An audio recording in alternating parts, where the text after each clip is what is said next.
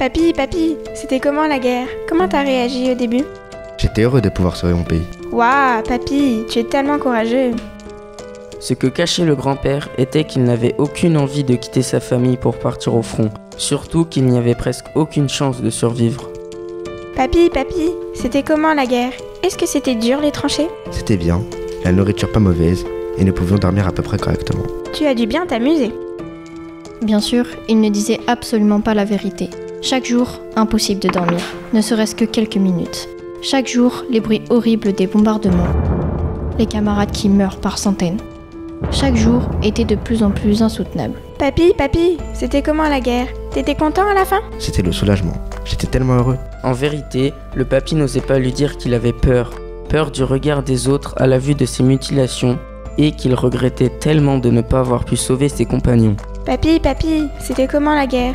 Et le retour, c'était bien? Une foule de gens pour m'accueillir en héros. Des applaudissements et des cris de joie. À l'instant où ils m'ont vu, ils ont tous pleuré de bonheur. Waouh, papy, tu es tellement fort. T'es un modèle pour moi. Malheureusement, rien de ce qu'il disait n'était vrai. Il était traité de gueule cassée. Le monde civil était hostile. Papy, papy, c'était comment la guerre? C'était comment la guerre?